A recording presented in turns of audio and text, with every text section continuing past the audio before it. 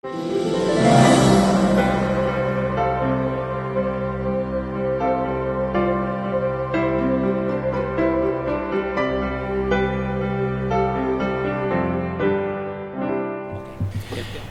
acuerdo de ambos ponentes, entra primero la doctora Amalia Becerra. Estudió medicina en la Universidad Autónoma de Nuevo León, pediatría en el Hospital Metropolitano y en la Universidad de Nuevo León, infectología en el Instituto Nacional de Pediatría, jefe del Servicio de Epidemiología y Enfermedades Infecciosas del Hospital Metropolitano y está en la línea de investigación clínica en vacunas. Doctora Amalia, por favor.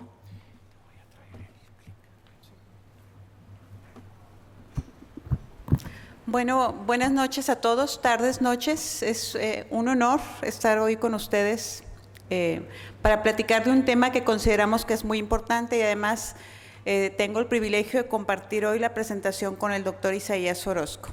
Entonces, la manera en cómo vamos a dirigir esto es, nuestro primer objetivo es presentarles la realidad que está viviendo el país en cuanto a tuberculosis y si alguno de ustedes no ha estado cerca de este diagnóstico, tratar de acercarlos lo más posible.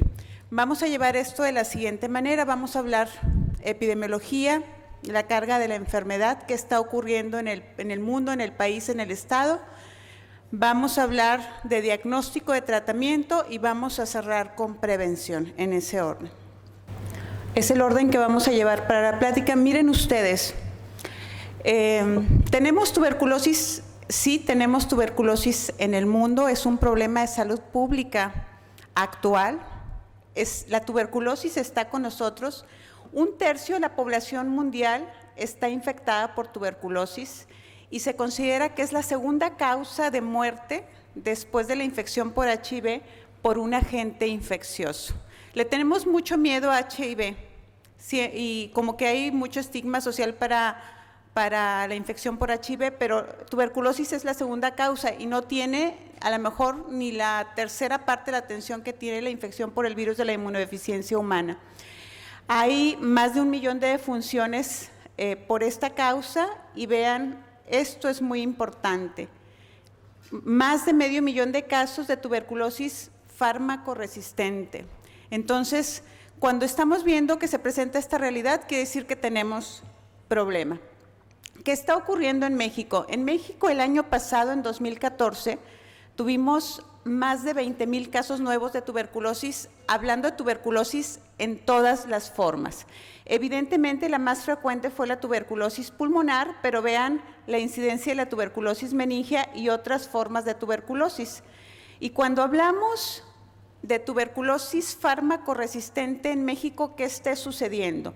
Están registrados, y ahorita vamos a hablar un poco de esto, 240 casos de tuberculosis fármaco resistentes en México.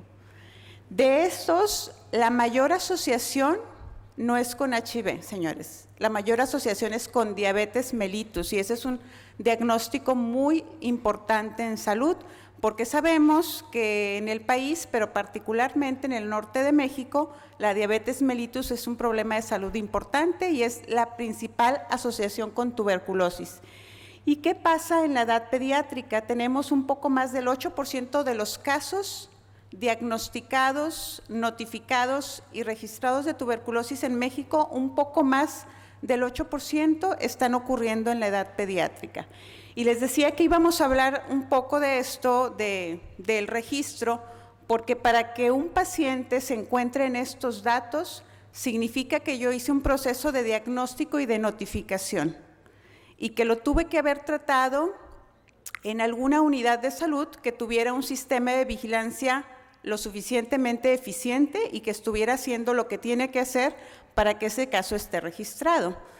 Si esto no fue así, o si yo solamente lo vi en mi práctica privada, pero ese caso no se registró, entonces ese caso no existe en estas cifras. Y yo tendría que estar hablando de que seguramente existirá un subregistro de casos.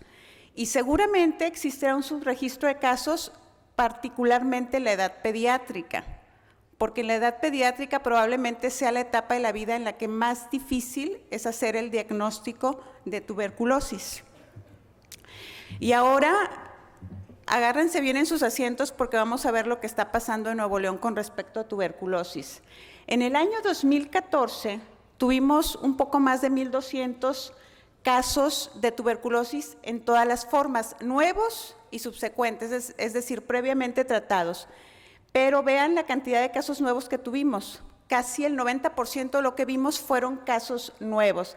Efectivamente, concordando con la epidemiología nacional, la mayoría fueron pulmonares, meningios, ganglionares y otras formas de tuberculosis. También en el estado, la mayor asociación, el mayor factor fue diabetes mellitus, y también en el estado la tuberculosis en pediatría representa un poquito más del 8% de los casos.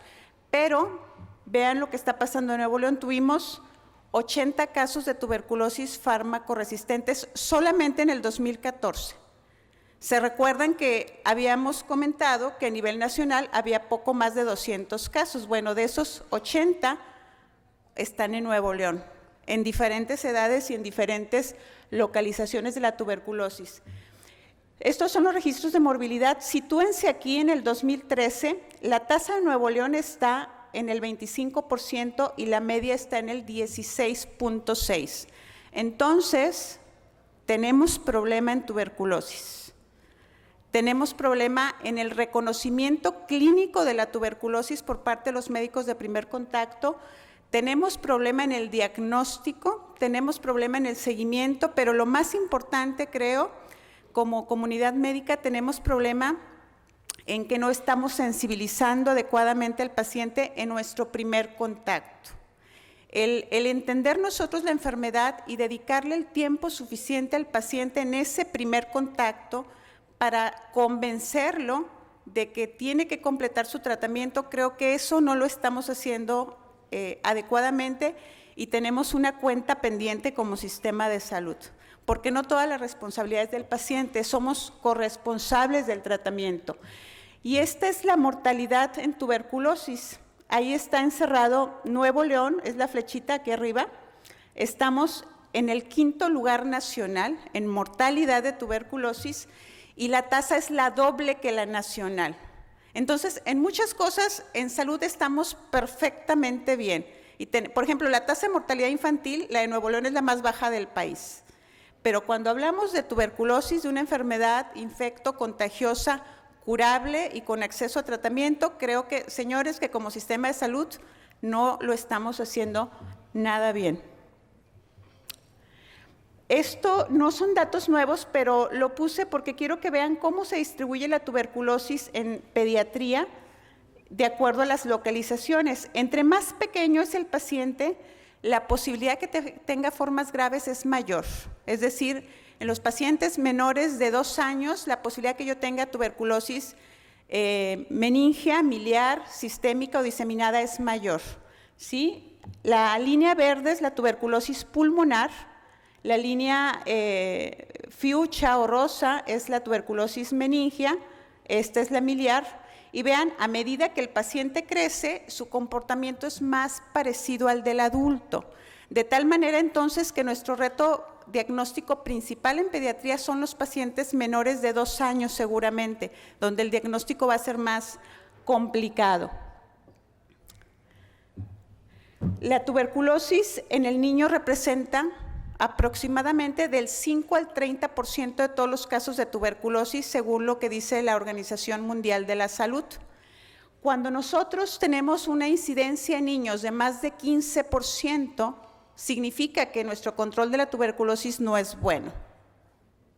Pero yo les comentaba que la incidencia en México y en Nuevo León es arriba del 8%, y podríamos decir entonces estamos muy bien, porque tú nos estás diciendo que si es mayor de 15 el control es malo, pero nosotros tenemos entre 8 y 9. Nada más que a eso agréguenle el subregistro que seguramente tenemos. Entonces yo no sé si con el subregistro estaríamos en 15. Y entonces eso automáticamente nos diga que no tenemos un adecuado control de la tuberculosis en el país.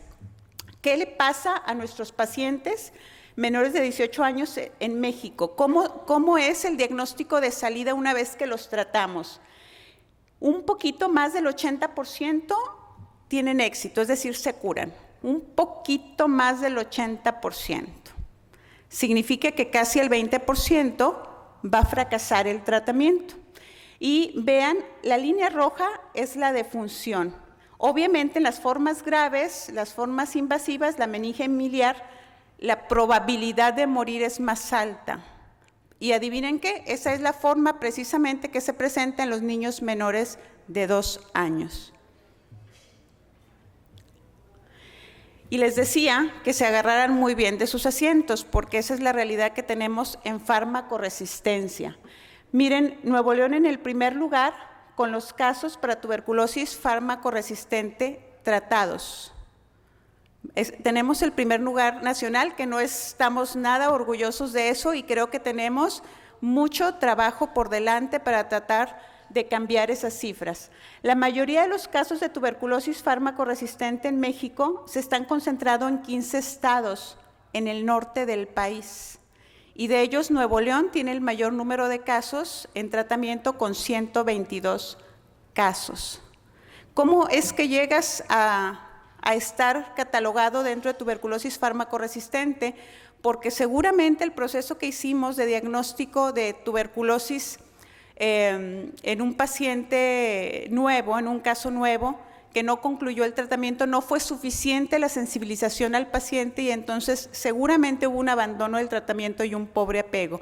Una vez que el paciente llega a esta situación, la posibilidad de curarse se reduce dramáticamente, y la posibilidad de acceder a tratamiento en México, a tratamiento de segunda línea, también se va a dificultar enormemente, porque no es tan sencillo como administrar un tratamiento primario. Les voy a platicar también los datos, ahora sí, más locales todavía del Hospital Metropolitano, donde yo trabajo. Es el hospital más grande de los servicios de salud de Nuevo León, tiene 240 camas sensables y 144 no sensables. Es el hospital público donde acude la mayor parte de la población, y esos son la ocupación de los servicios de urgencia y de hospitalización. Me voy a permitir hacer una analogía con una clínica de tuberculosis en Barcelona, y quiero que vean los ingresos hospitalarios por tuberculosis en estos años, alrededor de 60, 70. Estos son los nuestros en los últimos años. Vean, esto fue en el 2014, tuberculosis estaba en el segundo lugar. En el 2010 estaba en el tercer lugar con 134 casos, en el 2009 estaba en segundo lugar con 149 casos, en el 2008 estaba en segundo lugar con 117 casos. Y entonces, señores, ¿quién debería tratar la tuberculosis? Yo creo que ningún médico debería tratar a un paciente que tiene tuberculosis si no estamos conscientes de las causas potenciales del tratamiento para que este paciente sea curado. ¿Qué problemas tenemos en este momento respecto a la tuberculosis en el estado y en el país y en el mundo? Tenemos un problema de diagnóstico, que esperamos fervientemente que esta plática sirva para acercarnos un poco más al diagnóstico de tuberculosis. Tenemos un problema de notificación. Una vez que hacemos el diagnóstico tenemos que registrar, tenemos que notificar. A los médicos no nos gusta hacer eso, pero hay que hacerlo porque entonces nos enfrentamos a cifras de subregistro. Tenemos un problema de atención. ¿Quién ve a los pacientes con tuberculosis en el sistema de salud público y privado? Si es en el sistema de salud privado, los ve su médico de primer contacto. Si hizo el diagnóstico y pensó en tuberculosis, probablemente lo vaya a referir a un especialista. Si es un paciente del sistema público, seguramente le va a tocar un médico de primer contacto, a lo mejor que no es especialista en niños, en el caso de niños, y para que llegue al médico especialista probablemente pasen 3 o 4 médicos o 3 o 4 meses de enfermedad, y entonces se reducen las posibilidades de curación del paciente.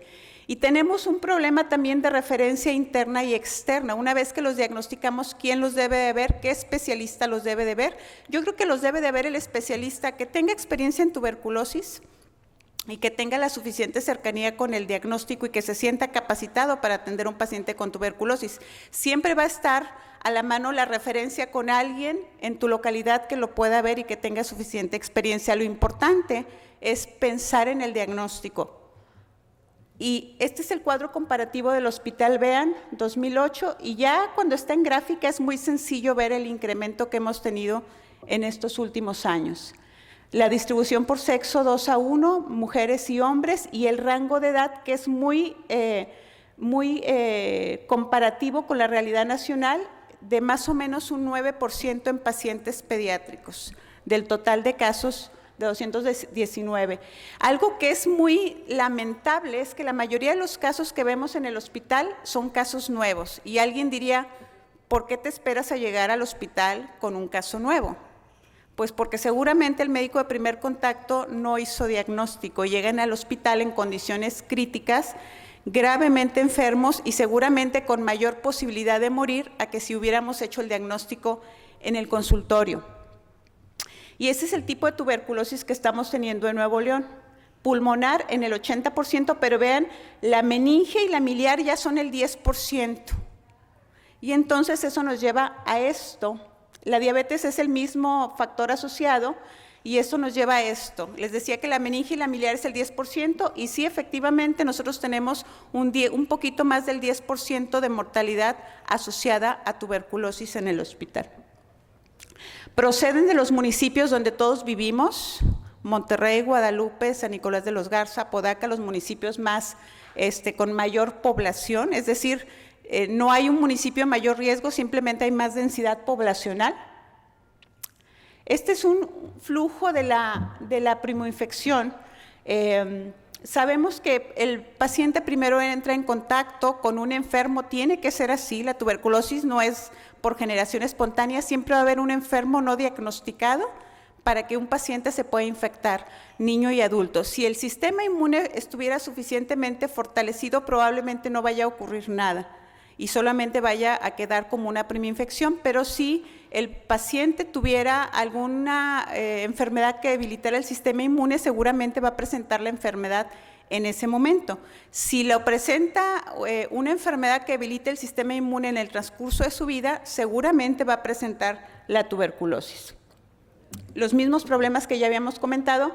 Esto es, me permití sacar la mortalidad en el hospital en 5 meses, de enero a mayo del 2015, y tenemos ahorita, sigue siendo el 10% de mortalidad, y la proyección es que a finales de año terminemos más o menos con 22 o 23 defunciones por tuberculosis. Los rangos de edades son muy comparativos con el nivel nacional, y para concluir esta primera parte de mi presentación, yo les quiero decir que la tuberculosis en el niño se considera un indicador indirecto del control de la tuberculosis en el adulto. Siempre que tenemos un niño infectado, busquen un adulto infectado a su alrededor. Ahí está, pero no lo hemos diagnosticado. La mejor prevención de la tuberculosis en niños es lo que garantiza la detección oportuna y la curación de los pacientes adultos con tuberculosis. Muchas gracias.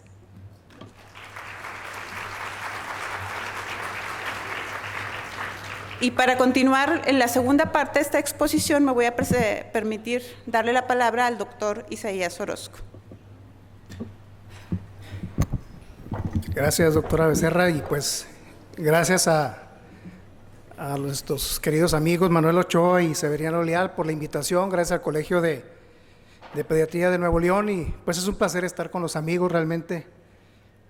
Hacía ya 2 años que no nos tocaba estar por acá, que no nos invitaban de nuevo, pero vamos a continuar con el tema y nada más enfatizar que de las cifras que nos presentaba la doctora Becerra respecto a que a veces no impacta, pero a veces los números son tan fríos que no se dejan ver como debieran. Yo sé que vienen de sus consultorios, de los trabajos, y espero que no se cumpla la máxima de que la mente capta lo que la nalga aguanta, ¿verdad?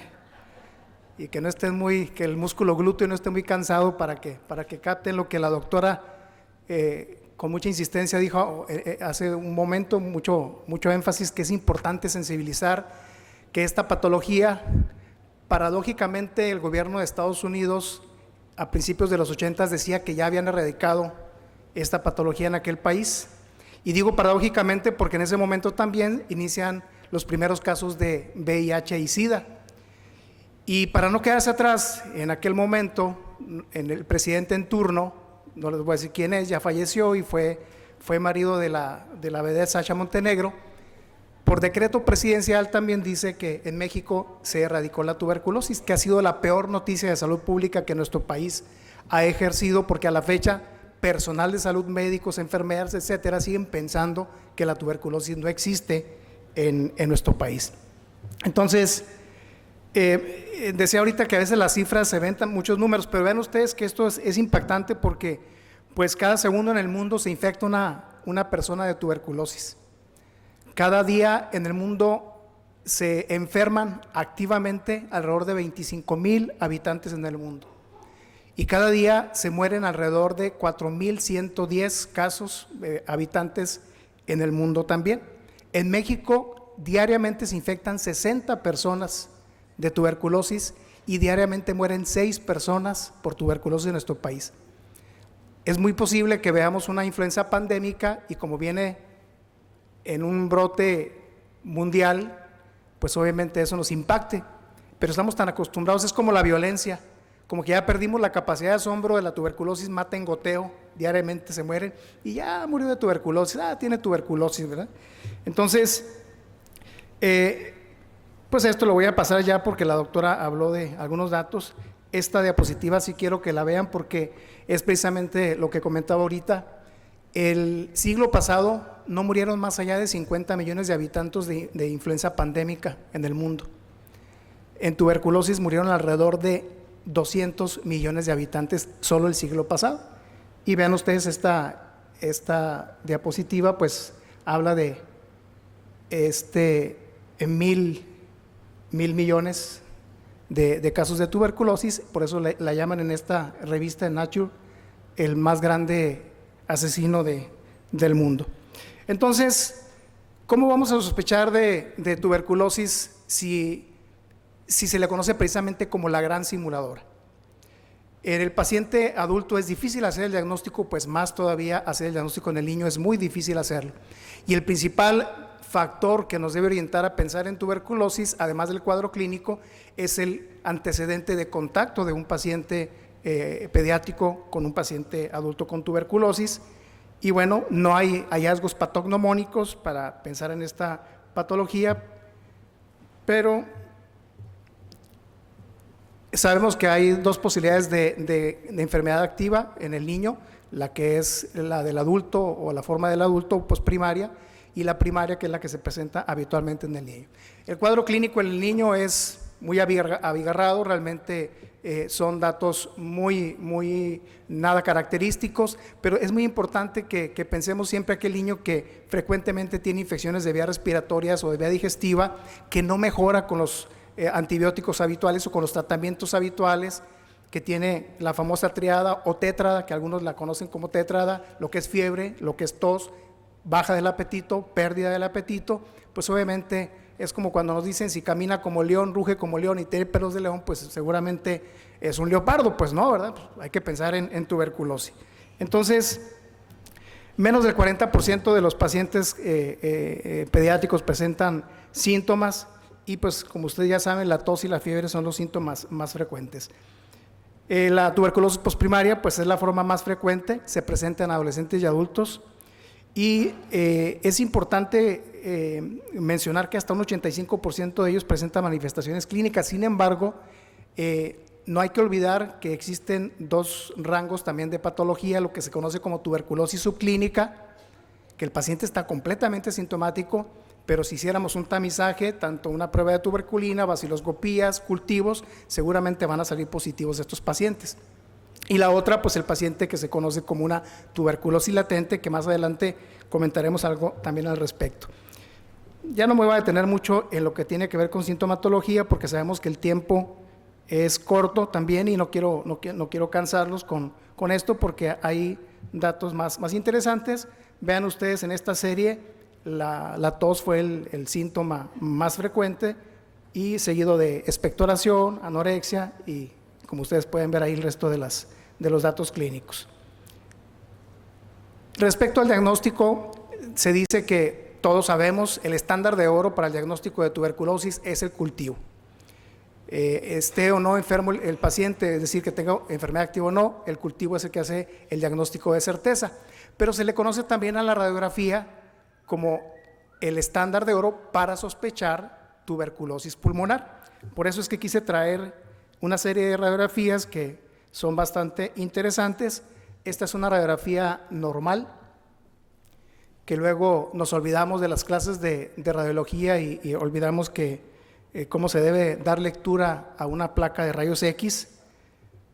Esta es otra más normal, y a veces hay imágenes que nos pueden confundir, como pueden ver ustedes aquí, el famoso signo de la vela de barco que nos puede dar el timo, en esta imagen que ustedes lo ven acá. Esto es para que vean ustedes más o menos algunas de las presentaciones de tuberculosis que se pueden presentar en el niño, el nódulo solitario, alguno de ellos el nódulo de Gone, que es una calcificación y que es la tercera etapa de la tuberculosis que todos conocemos, que vendría siendo la curación, datos de bronconeumonía con presencia de nódulos linfáticos también, o de una neumonía como tal, tuberculosis miliar, tuberculosis pleural o incluso tuberculosis también pericárdica. Y entonces, algunos de los diagnósticos diferenciales que son importantes comentar: si tenemos un paciente con adenopatías ciliares o mediastinales, habrá que también pensar en otro tipo de infecciones respiratorias. Si tenemos el complejo primario de Rank o el nódulo de Gone, habrá que pensar también en la posibilidad de histoplasmosis. Si tenemos algún paciente con infiltración alveolar, pues en neumonía bacteriana adquirida en la comunidad. Aquellos que tienen infiltrado intersticial, pues hay que pensar también en histoplasmosis, carcinoma de tiroides, metastásico a pulmón, atelectasias, etcétera. Y obviamente en las atelectasias, es asma y cuerpos extraños que frecuentemente nos llegan a los consultorios pacientes que son manejados como si fueran asmáticos durante largo tiempo, 6 meses, 12 meses, mandamos a hacer los exámenes y salen positivos para tuberculosis y se les quita el asma después de que les damos el tratamiento para tuberculosis.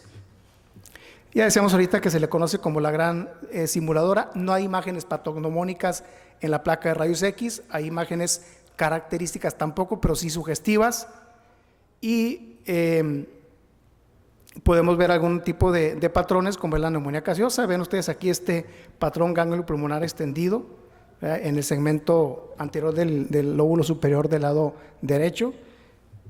Si la vemos la lateral, pues vemos también aquí la otra imagen.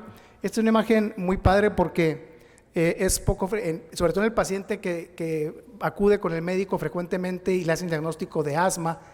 Resulta que es un paciente con tuberculosis, con adenomegalias importantes que a veces no las vemos, pero vean cómo se observa la estenosis de la vía aérea, la disminución del lumen, y esa imagen pues nos hace pensar en la posibilidad de tuberculosis ganglionar. Se da tratamiento y el paciente mejora. O lo que conocemos como el nódulo de Gone, en la base izquierda, un nódulo de Gone también con una caverna como lo vemos acá. El famoso complejo de Ranke, donde presentamos la linfangitis, linfadenitis y neumonitis. En este caso nada más vemos linfangitis y linfadenitis.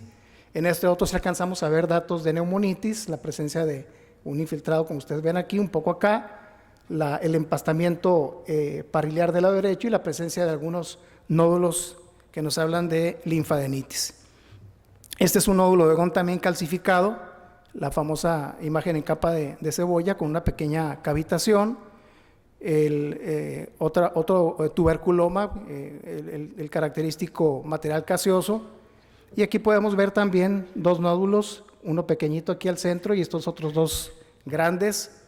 Este es otro nódulo, como vemos aquí, incluso con una imagen también de calcificación central. Y algunos de los neumólogos de adultos dicen que en los niños no se presentan cavitaciones y mucho menos tan extensas como esta. Este es el niño más pequeño que hemos tenido nosotros, 2 años, con una caverna como ustedes pueden ver ahí, otra caverna no tan grande, algunas lesiones cavernomatosas, pero también podemos ver bronquiectasias en esa paciente, un una caverna también grande como en esta otra con datos también de fibrosis ya y atelectasia, y otro nódulo cavitario. Este paciente, pues ven ustedes el antes del tratamiento y el después, la otra placa. Aquí no nos detenemos tampoco. Esta es otra imagen con una caverna en este paciente. Este otro también con infiltrado importante, con fibrosis, con atelectasias también que vemos ahí. Este es un paciente con una tuberculosis postvacunal. En estos 23 años de caminar con la tuberculosis hemos tenido 2 casos de tuberculosis por vacuna.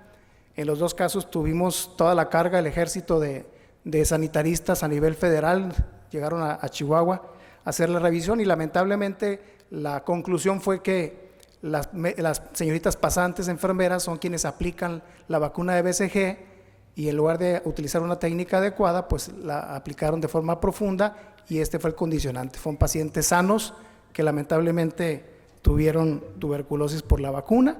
La famosa imagen en árbol, en brote de árbol, ¿verdad?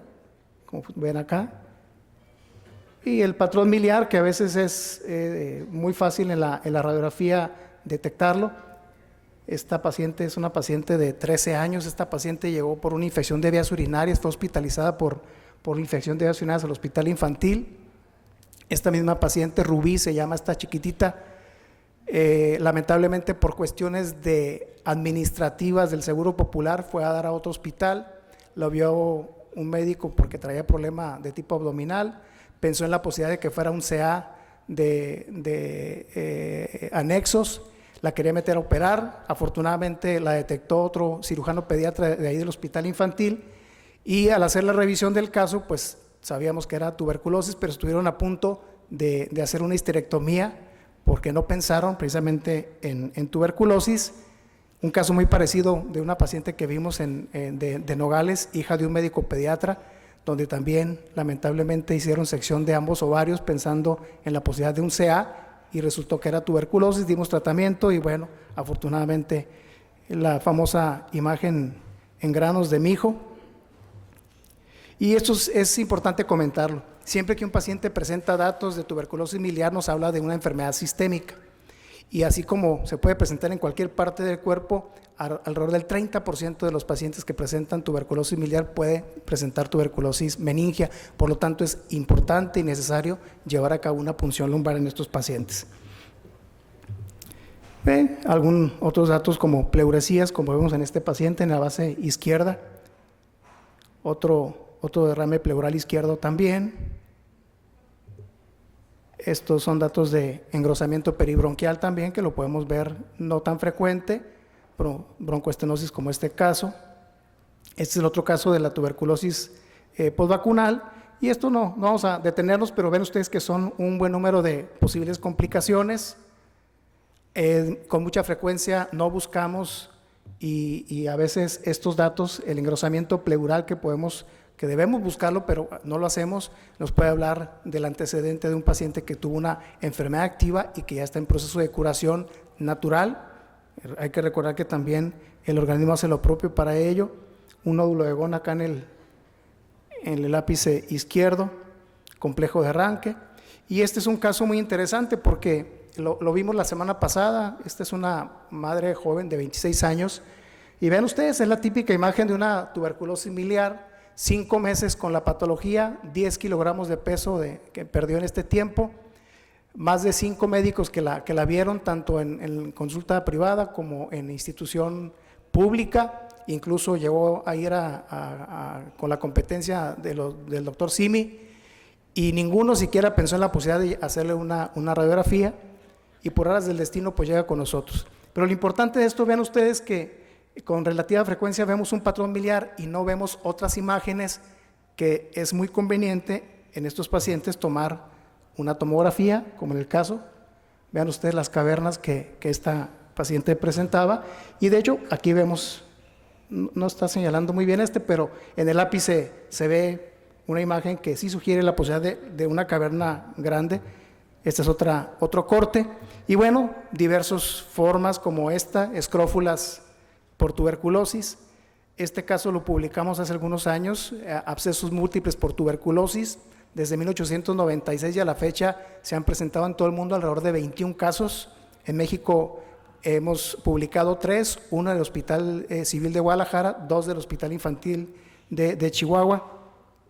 Este es el otro caso. No me voy a detener mucho en la historia de este caso, pero sería conveniente que después la platicáramos. Granulomas, como el caso de este paciente. Este fue un paciente también de una institución pública, y vean ustedes cómo, pues, imágenes padrísimas como estas que quisiéramos tener en todos los hospitales. Ahí vemos de este lado el granuloma, está afectando hueso, y el único antecedente que tenía este chiquitito era haber tenido contacto con la maestra de su hermanita en la unidad médica donde se la encontraron.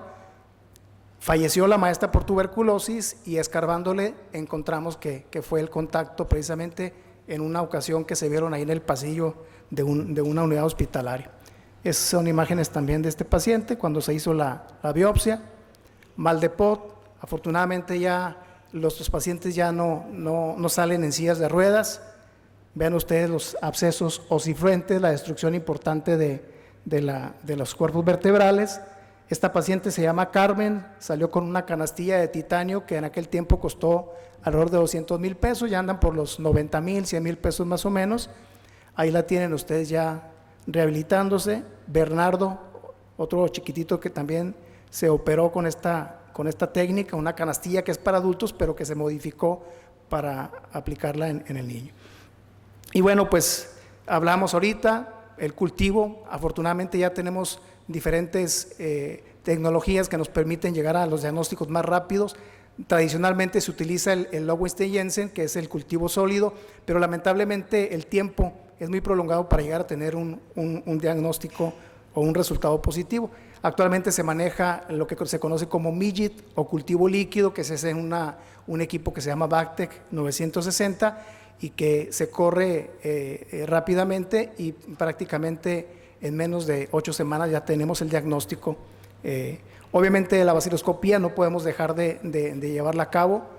Esta nos habla sobre todo si tenemos un cultivo positivo y una baciloscopía positiva, eso nos dice que estamos ante un paciente altamente contagioso. Diferente es que encontremos un cultivo positivo y una baciloscopía negativa, nos puede dejar un poco más tranquilos porque sabemos que no está eliminando tanta carga bacilar.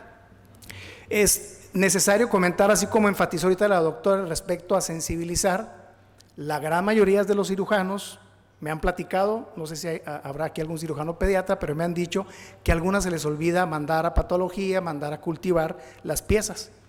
Entonces, por favor, 50% de la pieza que extirpen envíen la patología y el otro 50% a cultivo, y se encontrarán con sorpresas muy importantes que en el estudio patológico no vamos a encontrar la presencia del bacilo, sin embargo, a nivel del cultivo encontramos el bacilo. Entonces, no se les olvide que siempre es que se manden las piezas de esa forma. Y la prueba de tuberculina, que durante mucho tiempo fue incluso controversial, sin embargo, es una prueba que sigue ayudando, y sobre todo en los países donde no se cuentan con recursos económicos para llevar a cabo otro tipo de estudios como son la medición de interferón gamma, las famosas IGRAS, ya sea cuantiferón Gold, Intube, o bien el T-Spot, que es la competencia de esta otra, pues tendríamos que seguir haciendo la aplicación de la prueba de tuberculina. No me voy a detener, que hubiera sido importante también hablar de la interpretación de la prueba de tuberculina, porque a veces nosotros mismos como pediatras ni siquiera sabemos dar una buena lectura a la prueba de tuberculina. Hay un sinnúmero de nuevas técnicas, voy a pasarlas rápidamente. Hablábamos ahorita también del interferón gamma, pero en la actualidad, pues desde el 2010, de hecho, la OMS validó esta prueba que se conoce como Expert MTB, que nos da la ventaja es una reacción en cadena de la polimerasa en tiempo real. La tradicional normalmente tardábamos 10 días para tener un buen resultado. Sin embargo, con esta tecnología tenemos la posibilidad de que en 2 horas tenemos el resultado. Son 15 minutos de esterilizar la muestra y 1 hora 45 minutos más en lo que se procesa. Es un aparato que se conecta a la corriente eléctrica, es un cartucho, como ustedes pueden ver ahí, como si fuera de cartucho para impresora. Se deposita la muestra, ahí se deja la hora 45 minutos y en 2 horas tenemos el resultado. Más aún, además de que nos dice si esta micobacteria es parte del complejo tuberculosis, nos dice si es o no resistente a la rifampicina. Y hay que recordar que aquel paciente que es resistente a rifampicina, el 50% de ellos son resistentes a piracinamida y el 95% de ellos son resistentes a isoniazida. Por lo tanto, con esta prueba en automático podemos llegar a pensar en una tuberculosis multidrogoresistente. Esos son los equipos, pueden ser con computadora de escritorio, con laptop. Ahí está un poco más explicado el proceso. Sin embargo, pues no hay que soslayar que hoy por hoy cualquier patología, las piedras angulares de cualquier diagnóstico son una buena exploración física y una acuciosa historia clínica. Esta es una modificación que su servidor, junto con mi maestro, el doctor Carlos Nesby Falomir, hicimos en un estudio inicial de 576 casos de tuberculosis y a veces a mucha gente le hace comezón que presentemos la posibilidad de llegar a un diagnóstico con tablitas, como le llaman, tablitas de puntos. Pero déjenme decirles que en esta primera fase del estudio, con 576 casos, solo el 30% de los que hicimos diagnóstico de tuberculosis iban referidos con un diagnóstico de sospecha de tuberculosis. El restante 70% de ellos iban referidos por otra causa. Este estudio fue hecho básicamente en población indígena, en tarahumaras, y posteriormente lo ampliamos ya en otra etapa también en pacientes mestizos. Hace 20 años veíamos de cada 10 pacientes con tuberculosis, 9 eran pacientes indígenas y solo 1 mestizo. Ahora andamos por ahí de 3 mestizos y 6 o 7 pacientes indígenas. Y esto pues nada más para que vean, arriba de 7 puntos, como decíamos ahorita, el cultivo de certeza pues es diagnóstico de tuberculosis. Este es un ejemplo de un paciente que se le hizo diagnóstico con estos datos que ustedes pueden ver ahí. Incluimos la tomografía, el líquido cefalorraquídeo, incluso la prueba de tuberculina. Si aún así quitáramos algunos de los estudios que no en todas las unidades médicas se tienen, como es la tomografía y el líquido cefalorraquídeo, aún así tendríamos 8 puntos y haremos diagnóstico de tuberculosis. Y aún más, si quitamos prueba de tuberculina y dejamos la radiografía de tórax, pues con ello también llegamos a diagnóstico de tuberculosis. Esta es una propuesta de un índice de sospecha de tuberculosis donde se manejan aspectos clínicos epidemiológicos. Lamentablemente la diapositiva pues está muy pequeña, la imagen no nos permite ver, pero de cualquier manera habla de aspectos de contactos, aspectos de incluso, no lo pensamos, y muy frecuentemente nuestros médicos residentes o internos no preguntan la posibilidad de que el paciente haya ingerido productos lácteos no pasteurizados, que es otra de las causas muy frecuentes por donde, como vía de entrada para la tuberculosis. Acabo de estar la semana pasada en Atlanta, en la reunión nacional de TB Controllers de Estados Unidos, y presentaban cifras tanto de Estados Unidos como de México de Mycobacterium bovis, y era impactante realmente lo que está pasando en los dos países, y sobre todo lo que está sucediendo que no pensamos, pero además el descontrol que existe de parte de las instancias oficiales respecto a la supervisión del ganado que hay en México. Entonces hay que pensar también en esa posibilidad, y esto pues son los principales estados que rebasan 20 casos por 100,000 habitantes, donde ustedes podrán ver a Nuevo León en el 8º lugar, y Baja California pues hoy por hoy sigue siempre manteniendo ese primero o segundo lugar. Estuvo Tamaulipas, pero tienen tasas por arriba de 54 casos por 100,000 habitantes. Y bueno, pues vamos a platicar rápidamente de lo que es nada más voy a mencionar el tratamiento para darle luego la palabra a la doctora.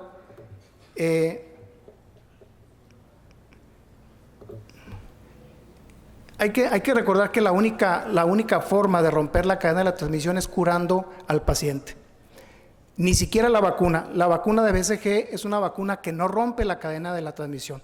El paciente aún vacunado se infecta de tuberculosis.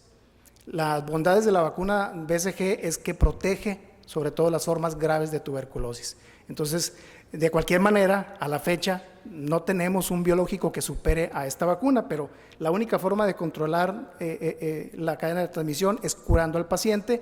Obviamente otro de los objetivos es evitar complicaciones y secuelas, curar al paciente, y disminuir o erradicar las muertes innecesarias que tenemos.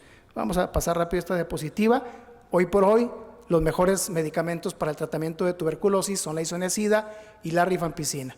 El esquema de tratamiento en base a las características de la micobacteria, de su forma de crecimiento lento, intermedio, rápido, etcétera, nos obliga a que utilicemos una combinación de medicamentos para poder eliminar esta.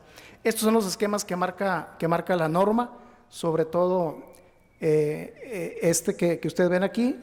Este es un lenguaje internacional. Si un paciente lo mandamos con esa fórmula que ustedes ven ahí a China, pues van a saber que son 2 meses de 4 medicamentos, isoniazida, rifampicina, pirazinamida, etambutol, y otros 4 meses con isoniazida y rifampicina en la fase de mantenimiento. Para que tenga resultados, pues debe ser un tratamiento abreviado, estrictamente supervisado, como le llamamos en México, o directamente observado, como se le llama en el resto del mundo. Pero lamentablemente la carencia de recursos humanos y económicos en nuestro país nos da la poca posibilidad de tener personas que le den el medicamento en la boca. Ahorita la doctora hablaba de éxitos terapéuticos arriba del 80%. En el estado de Chihuahua no se tiene arriba del 56% de éxito terapéutico y el indicador internacional es de 87%. Entonces, la norma oficial mexicana maneja el DOT-VAL. Hay que recordar que en niños el único medicamento en presentación pediátrica es la rifampicina. Y ya me voy a apurar porque veo que viene Severiano acá, no va a ser que... Esto nada más para especificarles que no es una varita, no es una fórmula manejar 6 meses de tratamiento. En las formas graves, de hecho, en el 2010 y luego se ratifica en el 2014, el grupo de expertos en tuberculosis infantil a nivel mundial determinó que las formas graves deben manejarse 12 meses, cuando menos, la TB ganglionar 9 meses y de preferencia la tuberculosis pulmonar también por 9 meses. Esto nada más para ejemplificar la forma en que un paciente que egresa con estas características, el paciente que tiene estos últimos cultivos negativos, pues está curado. Y aunque tiene de todo el tratamiento nada más 2 negativos, el último es el que marca la diferencia porque fue negativo y también es de curado. Y obviamente pues este ejemplo es de fracaso, como ustedes lo pueden ver. En el paciente pediátrico ya decíamos ahorita pues que es una sola presentación. No voy a tener mucho en esto, pero algunas de las indicaciones de retratamiento son recaída, abandono y fracaso. El tratamiento debe ser un traje a la medida. A veces no nos podemos esperar de acuerdo a la gravedad del paciente, pero lo idóneo es que tengamos las pruebas de sensibilidad cuando menos a medicamentos de primera línea. Debe ser un tratamiento integral con un grupo multidisciplinario: infectología, pediatría, trabajo social, enfermería, nutrición, psicología, etcétera.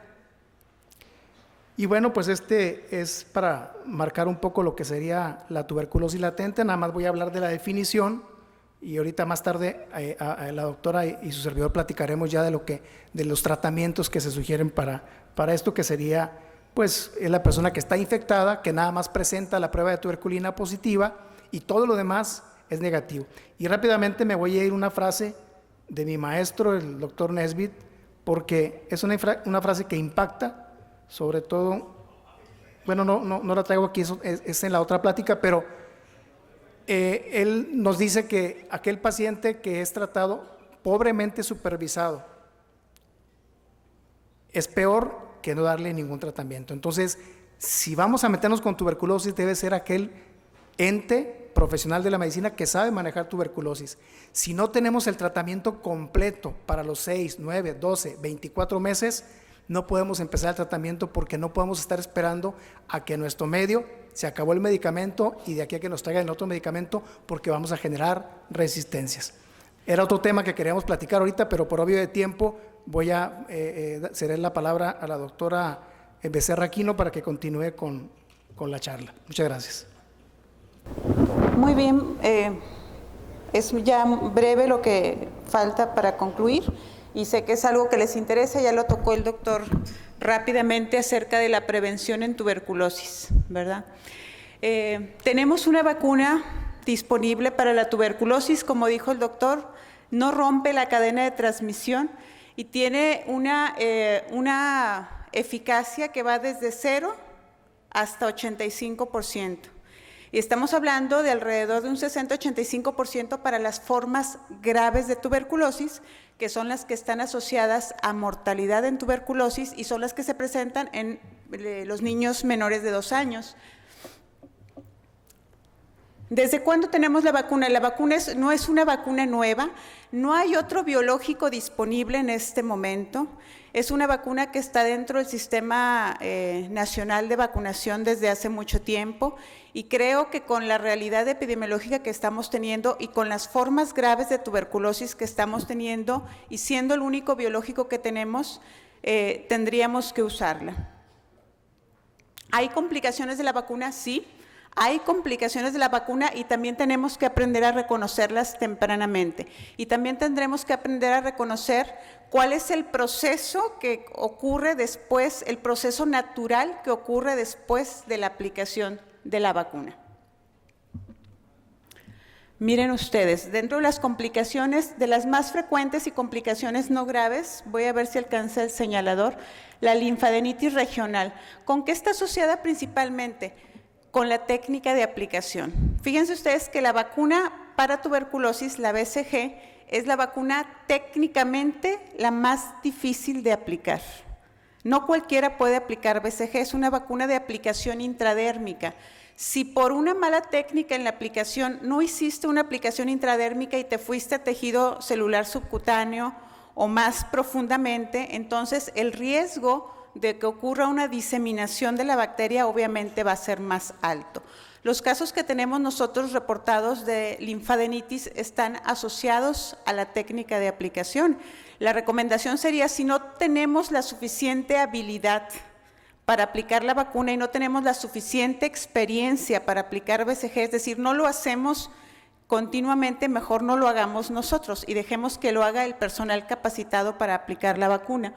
Tenemos las formas graves, que es la tuberculosis diseminada en este caso a partir de aplicación de la vacuna.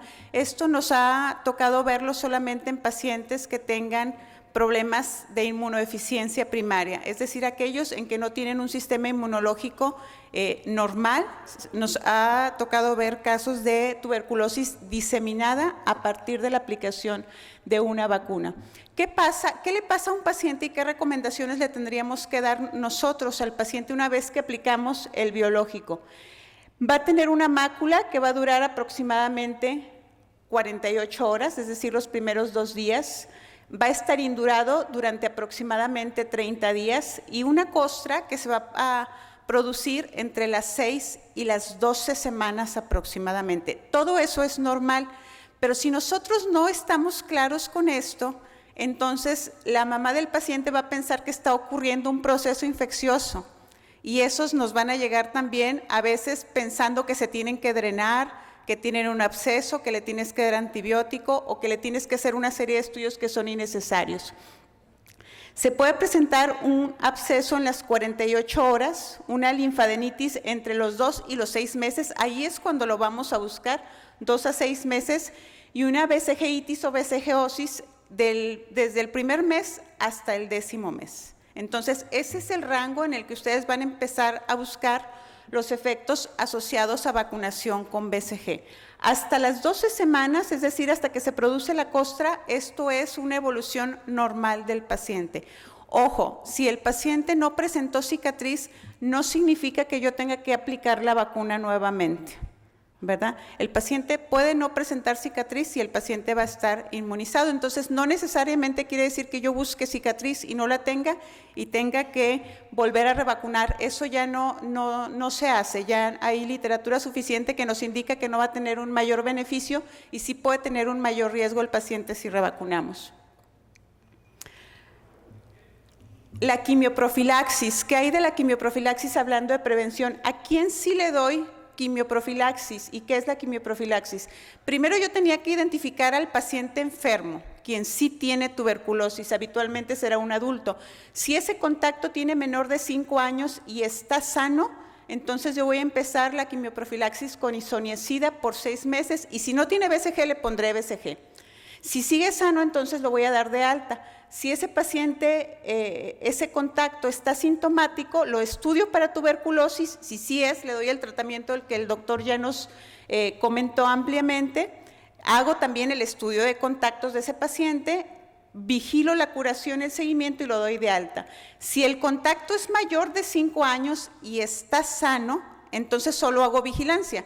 Entonces aquí la pregunta detonante es mayor o es menor de 5 años para que yo defina si le voy a iniciar quimioprofilaxis.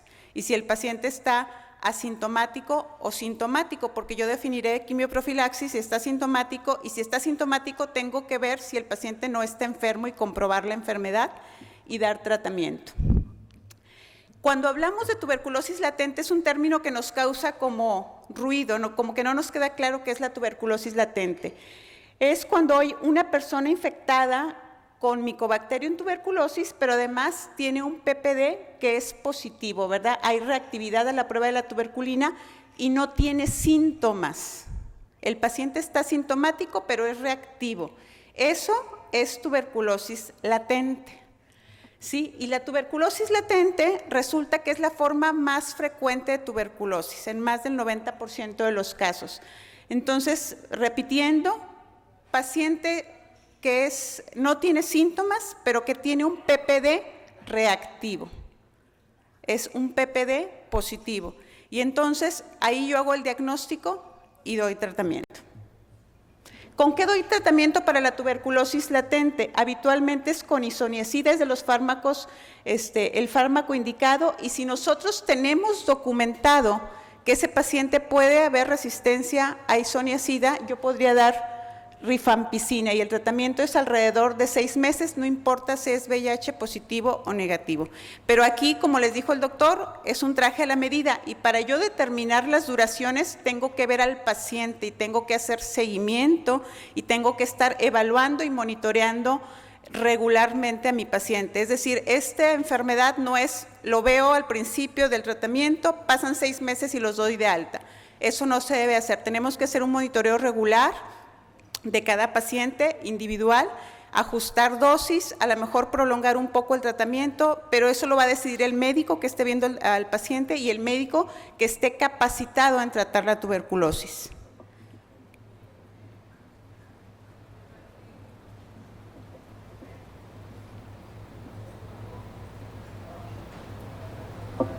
Esto es lo que nosotros estamos haciendo en el estado, ya tenemos como 1 mes y medio usando la técnica de GeneXpert PCR en tiempo real, y ahorita en el hospital son 12 casos ya que tenemos estudiados. De estos tenemos 4 casos positivos, 2 tuberculosis miliares, una intestinal y una meningia. ¿Sí? Y en estos casos, los que hemos detectado en el hospital, les digo, apenas en 1 mes y medio que tenemos usando la técnica, no tenemos detectado resistencia a rifampicina. En el estado, con esta técnica, se llevan un poquito, alrededor de 90 a 100 casos detectados, pero el estado a lo mejor tiene un poquito más de 2 meses usando la técnica. Entonces, creo que terminando el año, si en un año hablamos de los datos, vamos a tener una sorpresa muy importante. ¿Cómo nos está impactando la tuberculosis en todos los sistemas de salud? Pues nos impacta en días de estancia, días cama, aumento de la mortalidad y salud ocupacional y necesidad de áreas específicas. Para terminar, porque ya estamos acortados de tiempo, vean esto, el tratamiento primario, además de que va a curar al paciente y te va a evitar complicaciones y secuelas, y mortalidad, por supuesto, este es el costo del tratamiento primario, que es muy fácil de accesar al tratamiento primario, y este es el costo del tratamiento para tuberculosis fármaco-resistente, desde 150,000 hasta 1,5 millones de pesos, si el paciente sale bien en su primer intento de tratamiento. Entonces, yo creo que no hay mucho que pensar.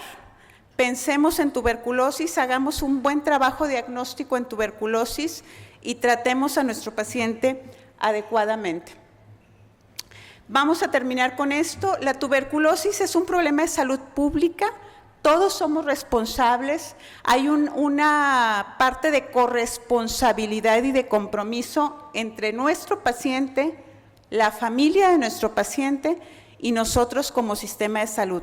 Si esos tres factores no trabajamos al mismo tiempo en sincronía, no vamos a tener éxito y nuestro paciente no se va a curar. Entonces, tratemos de integrarnos todos en ese triángulo para que nuestro paciente tenga éxito y sea curado. Muchas gracias.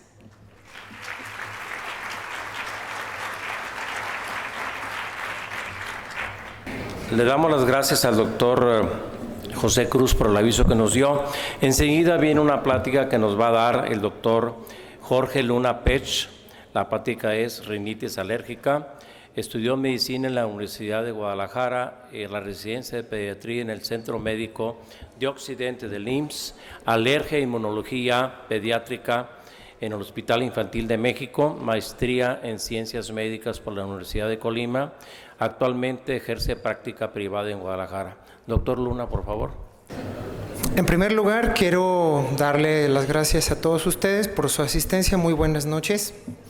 Y de manera muy especial agradecer al doctor Severiano Leal Salinas y al equipo del Colegio de Pediatría de Nuevo León, Asociación Civil, por la oportunidad de presentarme en esta, sin lugar a dudas, una de las más importantes tribunas de la pediatría colegiada de México y muy seguramente de toda Latinoamérica.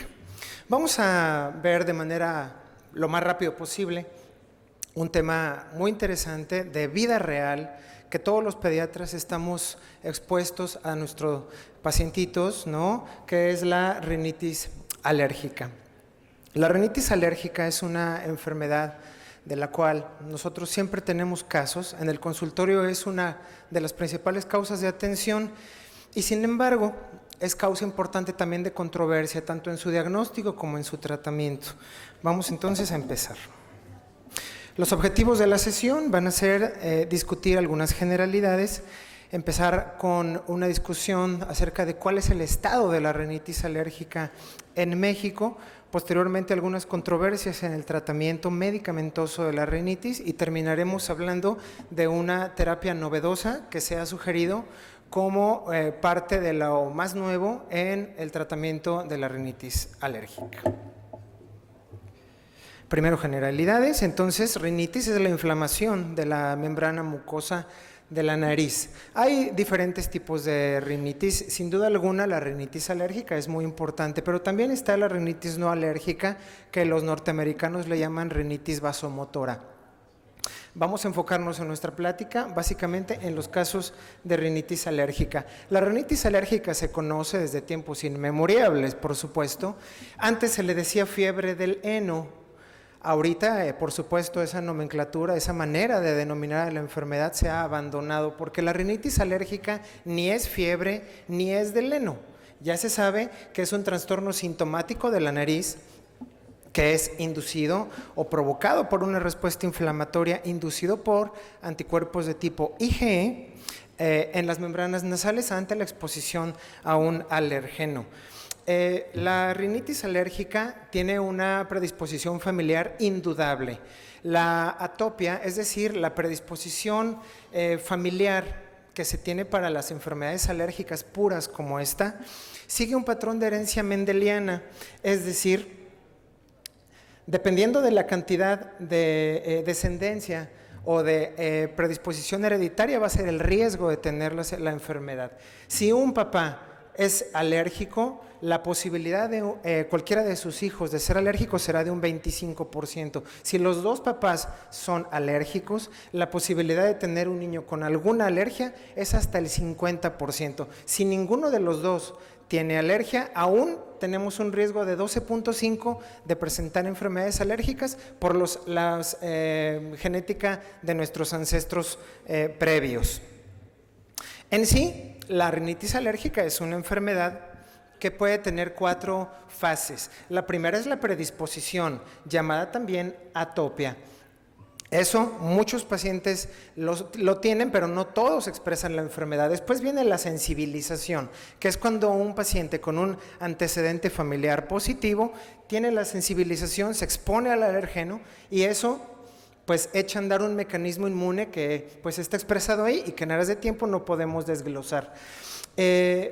Esa manifestación clínica se denomina alergia como tal y tiene una fase temprana rápida. Nosotros nos exponemos al alergeno, tenemos una respuesta inmediata, estornudamos, tenemos congestión, etcétera, y tenemos una fase tardía, equivalente a una respuesta ya más prolongada, que tiene que ver con mediadores de otro tipo. Es decir, la rinitis alérgica es una enfermedad un tanto bifásica. Y finalmente, bueno, la etapa de inflamación crónica caracterizada por una hiperreactividad importante e interesante de las vías aéreas superiores, de tal manera que el espectro clínico de la rinitis alérgica y los síntomas no son más que la principal capa de un iceberg. Si nosotros vemos hacia la parte más profunda, vamos a encontrar, en primer lugar, una gran cantidad de hiperreactividad a diferentes alergenos del ambiente y, en último lugar, un proceso inflamatorio residente que es muy difícil de erradicar. Los síntomas clásicos de la rinitis alérgica los conocemos muy bien. Son 4 puntos cardinales que están expresados como esquemas: rinorrea, obstrucción, estornudos y comezón. Esa es la tetrada clásica de la rinitis alérgica. Doctor, mi niño siempre tiene catarro, ¿no? Tenemos algunos signos característicos: esa afasia, esa botagada de niño desvelado, con lengua geográfica a consecuencia de la respiración oral, la presencia de ojeras, ¿no? O como dirían algunos otorrinos, una hiperemia retroauricular o periorbitaria. No hay un término científico y médico para llamar a las ojeras, por lo tanto le vamos a seguir llamando ojeras. Y el prurito nasal, que puede llegar a ser bastante importante. Tan es así que existe un signo clínico que se llama saludo alérgico, y esto es tan común como el 25% de toda la población. Aquí, de todos ustedes, el 25% seguramente ha tenido algunas manifestaciones de estas. La hipertrofia de cornetes, a diferencia de la sinusitis, es una hipertrofia caracterizada por una palidez en los cornetes y que no se asocia a secreciones purulentas ni mucho menos. La rinitis alérgica es una enfermedad asociada a múltiples comorbilidades. Las más importantes, sin duda, son las que están expresadas en la diapositiva: infecciones respiratorias, otitis, asma, sinusitis de una manera muy, muy importante, poliposis nasal, pero también reflujo gastroesofágico y muchas otras. De hecho, la rinitis alérgica se reconoce como un factor de riesgo muy importante para el desarrollo de asma a edades posteriores. De tal manera que a veces los signos y síntomas clásicos de la rinitis terminan por transpolarse con otro tipo de síntomas como cefalea, otitis serosa y, sobre todo y muy importantemente, síntomas oculares. El 90% de los pacientes que presentan rinitis alérgica también tienen síntomas oculares, sobre todo epífora, comezón y enrojecimiento de la conjuntiva. Los esfuerzos para el diagnóstico y tratamiento han ido modificándose con el paso de los últimos años. La clasificación tradicional de la rinitis alérgica nos hablaba de 2 situaciones: la rinitis perenne, que está presente todo el tiempo y que se asocia sobre todo con alérgenos intramuros, como los ácaros, y la rinitis estacional, asociada sobre todo con pólenes, pero en fechas más recientes, guías de manejo universales como ARIA han venido a proponer nuevas clasificaciones: intermitente y persistente, de acuerdo con la temporalidad de la rinitis, y leve y moderada severa o moderada grave, de acuerdo a la intensidad de los síntomas. Ya vamos a ver ahorita cuál es la clasificación que más se aplica en nuestra población mexicana. Para el diagnóstico de la rinitis alérgica es muy importante la sospecha clínica y una excelente historia clínica por la importancia de los antecedentes familiares. Los signos y síntomas también son muy importantes. El apoyo del alergólogo es fundamental y el apoyo de otros subespecialistas en el caso de las comorbilidades.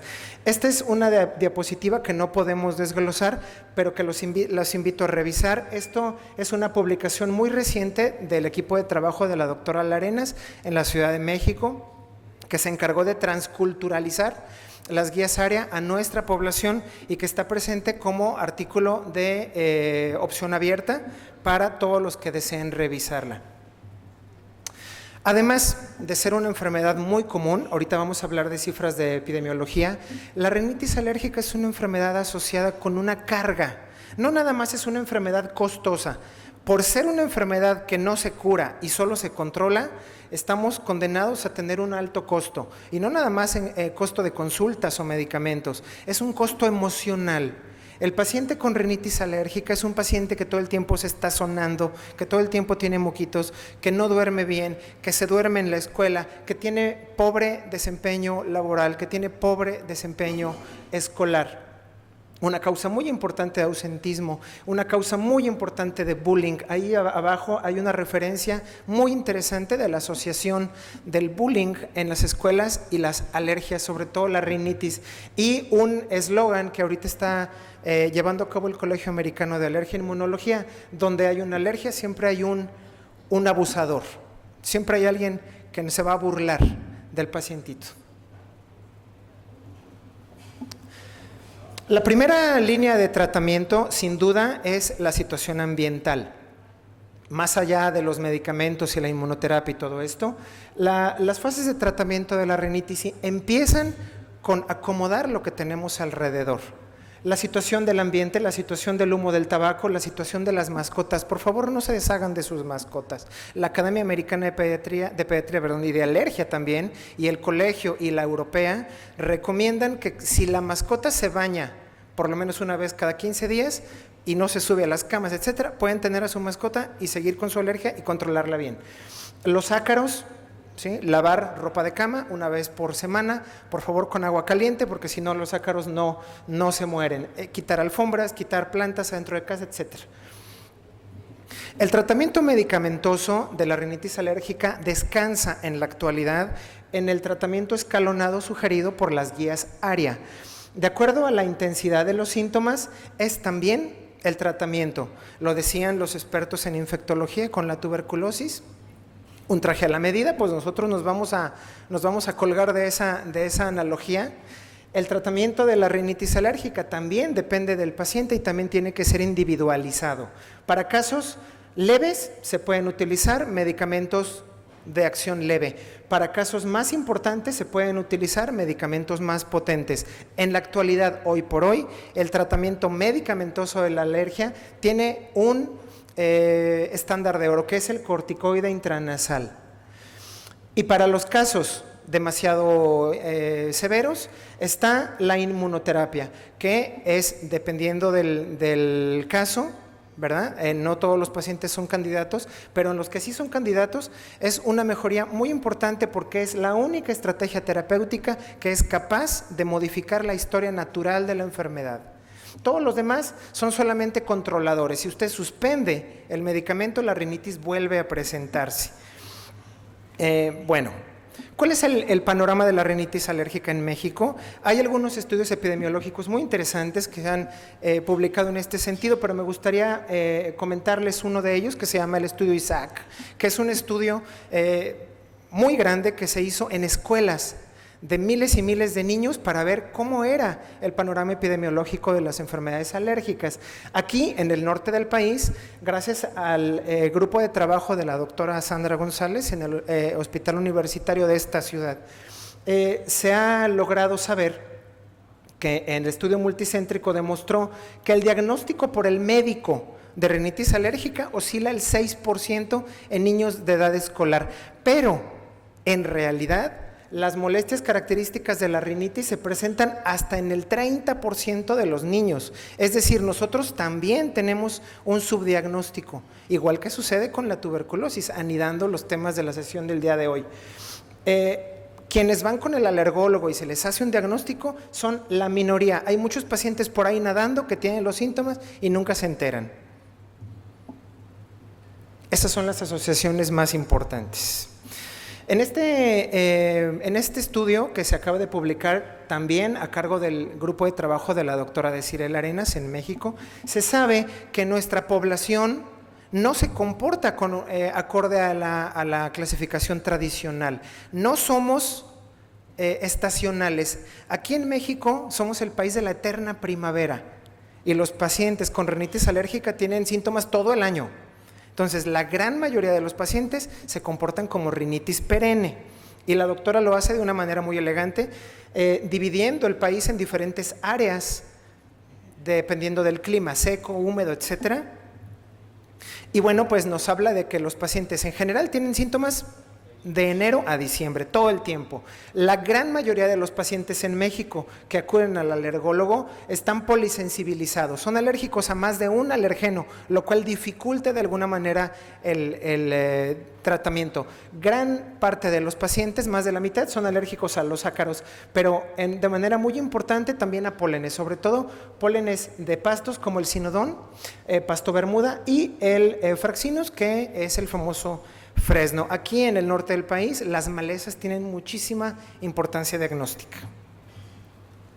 Ahí vemos entonces como aquí nosotros vamos a ver rinitis perenne. Los que son estacionales puros son la gran minoría de los casos, independientemente de la región. En nosotros, aquí en nuestra población mexicana, tenemos que los niños tienden a ser pacientitos con rinitis más intermitente y los adultos tienden a ser pacientes con rinitis más persistente. Los niños tienden a tener una rinitis un poquito más leve que los adultos, pero en todos los grupos de edad la variedad de rinitis que predomina es la variedad moderada severa. ¿Quiénes hacen el diagnóstico en nuestro medio? El diagnóstico lo hacen, ahí vemos las tablas, los otorrinolaringólogos y los médicos generales. A nosotros como pediatras nos hace falta un poquito más de involucramiento en estos casos, ¿no? Y ahí vemos las gráficas con relación a otros entornos en el mundo. El síntoma predominante de la rinitis en nuestra población es la congestión nasal, sin lugar a dudas. Los demás es en una escala descendente: rinorrea, estornudos y prurito. Y aunque esos 4 síntomas son los más importantes, llama la atención que una gran parte de los pacientes se asocian con síntomas oculares también, lo cual corresponde a una entidad sindromática: rinitis y conjuntivitis, rinoconjuntivitis alérgica. Y llama la atención que de los pacientes con rinitis, el 65%, mucho más de la mitad, tienen un tratamiento medicamentoso en todo un año. Algunos prescritos, otros no prescritos, pero casi todos son medicados. Entonces están muy bien, si se medican están controlados. Pues no, lo que vemos en esa gráfica es que la gran mayoría de los pacientes refieren que sus síntomas los afectan mucho, aunque estén medicados. Y lo que es peor, la gran mayoría de los pacientes con rinitis, a pesar de sus tratamientos, no toleran sus síntomas y son pacientes que tienen muchos problemas de desempeño escolar, ausentismo, aun que la gran mayoría de los pacientes se medican. Entonces, la rinitis tenemos un reto terapéutico, porque a pesar de que los pacientes se medican, los pacientes siguen teniendo una carga importante económica y además no mejoran gran cosa. La prevalencia es aproximadamente 6% en México de diagnóstico por el médico. En realidad, la prevalencia en la vida real es mucho mayor. Y bueno, algunos puntos que ya comentamos, ¿no? La gran mayoría de los pacientes se medica, pero necesitamos una alternativa que nos proponga o nos provea o nos beneficie de diferente manera, que nos provoque un beneficio más rápido y más sostenido. ¿Qué controversias hay en el tratamiento medicamentoso de la rinitis? Hay varios medicamentos para la rinitis alérgica: corticosteroides, descongestivos, antihistamínicos, cromonas, antileucotrienos y anticolinérgicos. Ya hablamos de la inmunoterapia, que es punto y aparte, y ese es tratamiento de subespecialidad. Pero los medicamentos, hay varios medicamentos para la rinitis. Sin embargo, hay muchos problemas de cobertura para los síntomas. Ahí vemos en la tabla, perdón que está en inglés, pero esto es de un artículo original. Vemos que cada medicamento tiene sus fortalezas. Unos sirven para una cosa y otros sirven para otra, pero no tenemos un medicamento que universalmente nos ayude para todos los casos. Vemos, me voy a regresar, que los agentes de primera línea son los antihistamínicos y los corticoides. Los demás funcionan, pero es una función más o menos, funcionan complementando la acción de los agentes de primera línea, que son, sin lugar a dudas, esos tres. Y es a los que nos vamos a enfocar. ¿Qué hacen los antihistamínicos orales? Los antihistamínicos orales básicamente bloquean histamina, es decir, actúan en la etapa inicial de la rinitis y por lo tanto ayudan a esos síntomas. ¿Qué no hacen los antihistamínicos orales? Pues todo lo demás, toda la fase tardía. Entonces son medicamentos limitados, solamente para fase temprana.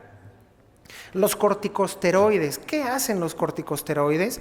Tienen un espectro muy amplio, son el estándar de oro del tratamiento, tienen una función muy importante en la fase tardía de la enfermedad, son los medicamentos controladores por excelencia, pero no tienen acción en la liberación de histamina. Como medicamentos de rescate son muy difíciles que nos ayuden, son medicamentos más para el control crónico. ¿Qué no hacen los corticosteroides?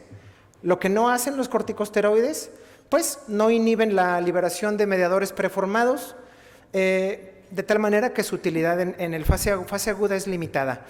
Los antihistamínicos intranasales, ¿qué hacen? Los antihistamínicos intranasales, para sorpresa nuestra, han demostrado tener un espectro de acción muy amplio. Siempre es un efecto más diluido con respecto al corticoide, definitivo, pero funcionan inhibiendo la liberación de histamina, disminuyen el leucotrieno B4, disminuyen la función de la inmunología en la fase tardía.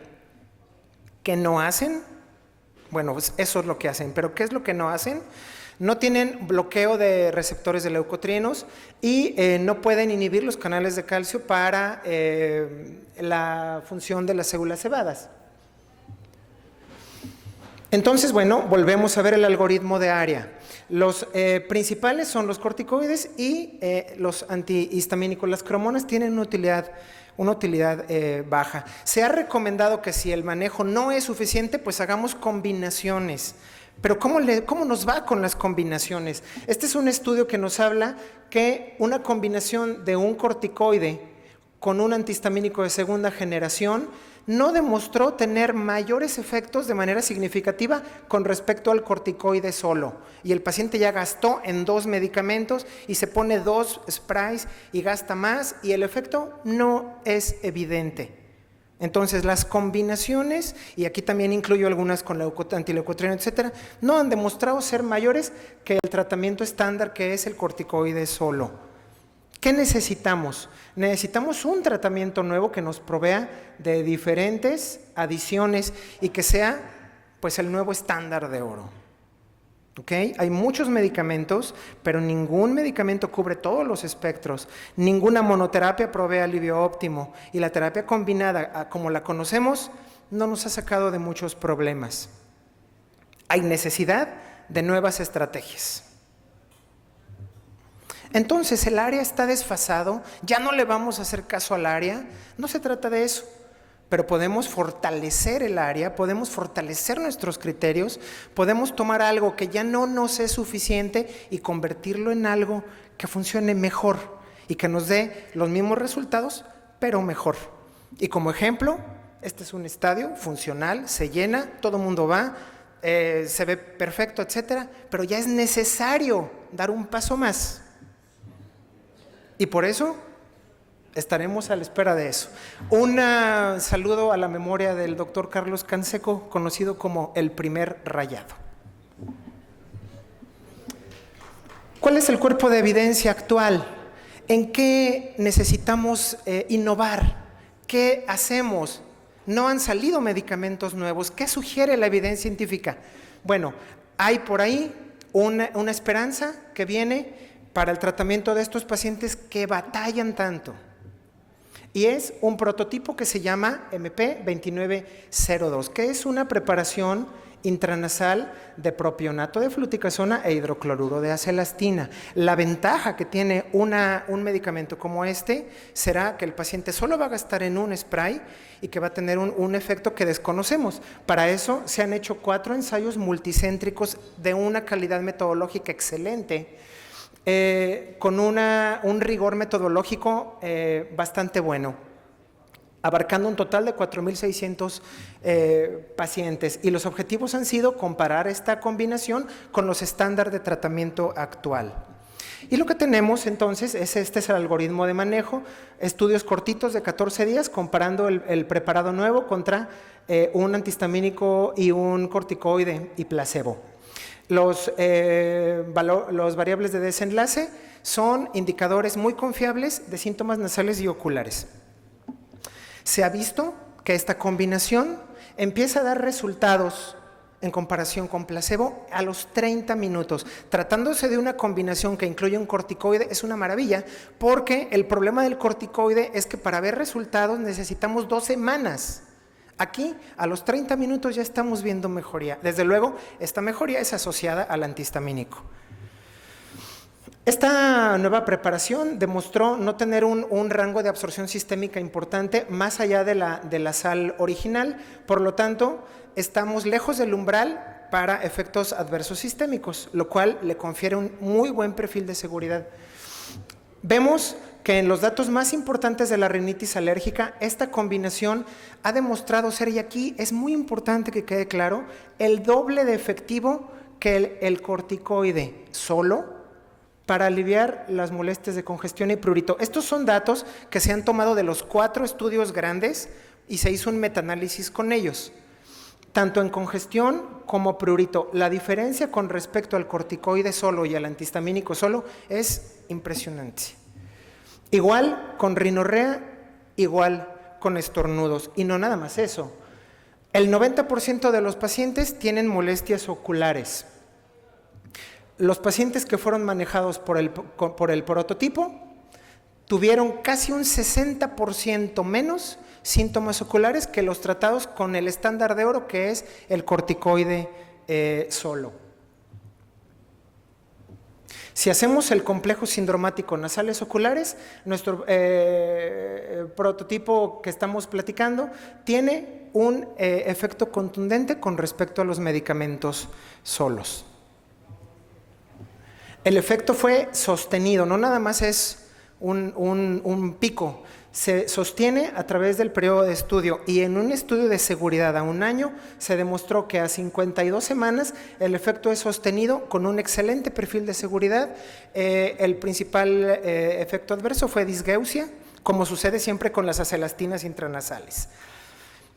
Y bueno, pues hasta aquí lo del medicamento nuevo. Pregunta: ¿será posible entonces cambiar el paradigma de manejo medicamentoso, no inmunoterapia? El esquema medicamentoso de pacientes con rinitis alérgica, no la rinitis leve, sino la rinitis moderada, esa persistente que no se quita, que ya le dieron una cosa. ¿Es posible cambiar el paradigma? Vamos a ver qué dice la literatura. En JACI, que es sin duda alguna la revista más importante de la alergia y la inmunología a nivel mundial, ya empezaron a ver que posiblemente todo área quepa en una atomización. El prototipo MP2902 comprende en su acción farmacológica todo lo que nos interesa de área en una presentación farmacológica. Y esto está publicado en JACI. El metaanálisis que les comentaba se acaba de publicar en JACI también, y de las conclusiones que los autores proponen es que previo a este prototipo ninguna otra alternativa había demostrado un efecto además del estándar de oro. Ninguna combinación, ningún otro medicamento había sido superior. Y sin embargo, esta combinación demostró tener demostró estar relacionada con un mejor grado de control de la enfermedad, porque también se hicieron análisis de la vida real. Y además el control se logró antes. Si nosotros logramos controlar la enfermedad antes, vamos a ahorrar dinero, vamos a ahorrar tiempo, y el paciente puede tener mejor situación. Además, se incluyeron síntomas oculares y se vio el mismo efecto a través de diferentes estaciones. A los europeos, a los americanos, les interesa mucho la rinitis estacional. A nosotros, los mexicanos, nos interesa mucho la rinitis perenne, la rinitis persistente. Y esta parece que es una buena opción. Finalmente, ya para terminar, vemos uno de los últimos Editor's Choice de JACI, Journal of Allergy and Clinical Immunology, en donde el editor de la revista nos hace ver que el prototipo del que estamos haciendo mención puede representar un avance mayor en el tratamiento de la rinitis alérgica, y más aún, el prototipo MP2902 puede ser considerada la droga de elección para el tratamiento de ciertas variedades de la rinitis alérgica. Por lo tanto, se vislumbra un cambio en el paradigma de la rinitis para los próximos años. En México nosotros no tenemos disponible todavía el preparado, pero tengo conocimiento de que próximamente podría haber alguna noticia. Las conclusiones es que lo más novedoso en el tratamiento de la rinitis es esta combinación.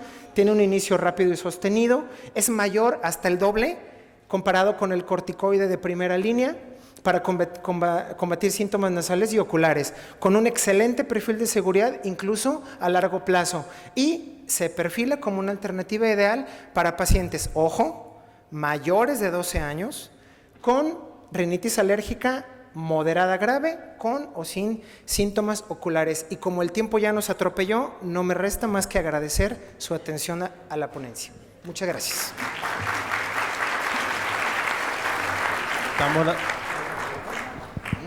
Damos las gracias al doctor Luna por su presentación y pido por favor a los dos ponentes anteriores pasar para preguntas de internet y locales.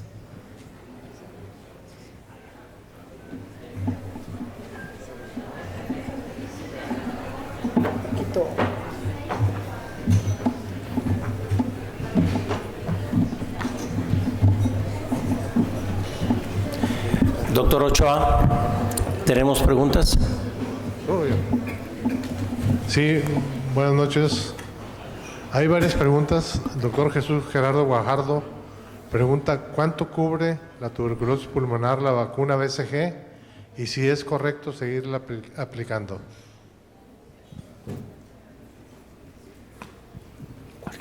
Sí, la eficacia de la BCG para tuberculosis pulmonar es del 40 al 50%. ¿No se escucha? No se oye. Un poquito. Sí, la eficacia de la vacuna BCG para la forma pulmonar es del 40 al 50%. La mayor efectividad de la vacuna son para las formas graves, es decir, para la meningia y la pulmonar.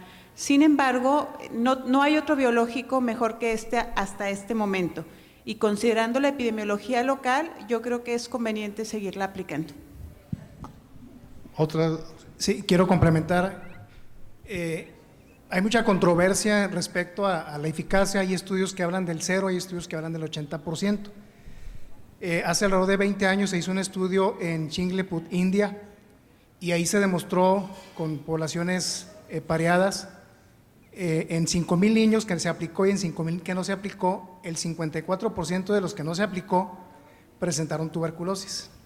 Y el 5% en los que sí se aplicó la vacuna no presentaron tuberculosis. Es el estudio más grande que marca la evidencia de que la vacuna sirve, aunque algunos estudios hablen del 0 o hasta el 80% de eficacia, y generalmente la protección es alrededor de 20 años.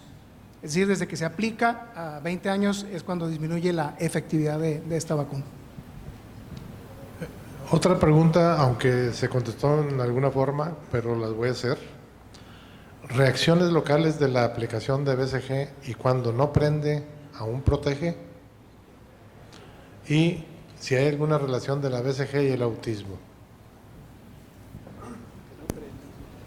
Sí, bueno, definitivamente es inmunógena, aunque la vacuna no haya cicatriz. Afortunadamente también es la vacuna que tiene mejor vigilancia epidemiológica porque es la única que deja cicatriz, pero alrededor del 7 al 10% de los niños que se aplique esta vacuna no van a hacer una cicatriz. Eso no indica que, como ya lo comentaba la doctora ahorita, que se tenga que aplicar porque sí es inmunógena. Y no, la realidad es que no tiene nada que ver con el autismo. Yo creo que la vacuna que más se manejó, son otras vacunas las que más se han hablado de autismo, pero la BCG nada que ver con el autismo. Y complementando, que si no prende se vuelve a aplicar. No, no es necesario, si no deja cicatriz, que es lo que se conoce como no prendió la vacuna, no es necesario volverla a aplicar, no va a tener un mayor beneficio. Una última pregunta, no de alergias. ¿Es indicado esteroide nasal en el manejo de sinusitis bacteriana? Acá se escucha, sí. Es dependiendo del caso. La gran mayoría, y estoy hablando de pacientes pediátricos que presentan hay una asociación con sinusitis, son pacientes difíciles porque son pacientes muy pequeñitos que no liberan sus secreciones. El clásico pacientito que además de su problema de rinitis alérgica, pues tiene otro tipo de manifestaciones, halitosis en la mañana, un ronquido muy importante, periodos febriles, rinorrea purulenta, etc. Como es tan difícil depurar las secreciones en los niños, la sinusitis crónica, creo es la pregunta, pues no se cura muy fácilmente, que digamos. Usualmente el corticoide intranasal es una herramienta muy importante porque nos ayuda a disminuir el calibre de los cornetes y podría ayudar a desinflamar. Nosotros en la práctica de rutina, en algunos pacientes con sinusitis crónica utilizamos, sobre todo en los que están concomitantemente asociados con rinitis alérgica, el corticoide con buenos resultados. También hay que recordar que tiene algunas limitaciones de edad. El corticoide no se puede aplicar en niños muy pequeños. Espero que esté contestada la pregunta. Bien, ¿tenemos alguna pregunta local? Sí, doctor. Que si existe relación hereditaria para la tuberculosis. Bueno, sí, hay un gen que se conoce como el gen BCG y otros más, pero es el más conocido y dícese que los pacientes que tienen este gen sí tienen predisposición a esta enfermedad. Estamos precisamente ahorita, como lo comento porque vale la pena hacerlo, haciendo un proyecto con la Universidad de Arizona, con el doctor Marcos Burgos de Albuquerque, Nuevo México, para hacer un estudio con población menonita y población indígena en Chihuahua, porque es muy frecuente, la población indígena se enferma frecuentemente de tuberculosis, y a pesar de que los menonitas tienen mucho contacto con productos lácteos no pasteurizados, no se enferman de tuberculosis. Entonces estamos por iniciar un estudio, esperemos en breve empezarlo y después presentarle los datos a ver qué nos indica, ¿no? ¿Alguien más? Sí, buenas noches. ¿Cuál es el consenso actual para el tratamiento de la adenitis posterior a la vacuna, la llamada BCG-itis? El tratamiento, la droga de elección sigue siendo isoniazida a 10 miligramos por kilo por un periodo de 6 meses. Ese es el consenso actual. Pudiera ser una droga alternativa, la rifampicina también. Sí, bueno, en lo personal yo no manejo 6 meses, yo manejo 9 meses en la adenitis, y hay ciertas disyuntivas también. Si el paciente llega con una adenitis con mayor a 2 centímetros, generalmente de entrada lo envío a extirpación y estudio, porque hay que recordar que también la vacuna puede provocar enfermedad, como ya vimos algunas de las radiografías que presentamos. Si el paciente tiene menos de 1 centímetro de diámetro y damos inicialmente, hay las dos escuelas. Una es no dar tratamiento y observar al paciente con esa adenitis, y es muy posible que por sí sola disminuya de tamaño y lo continuamos vigilando. Incluso aquel paciente que le damos tratamiento lo vemos durante 24 meses. Si el paciente, a pesar del tratamiento, el primer mes vemos que ya incrementó y rebasó el centímetro, podemos esperar incluso hasta los 2 meses con el tratamiento, pero el máximo, el tope serían 2 meses. No mejora, aumenta de tamaño, lo enviamos igual a extirpación.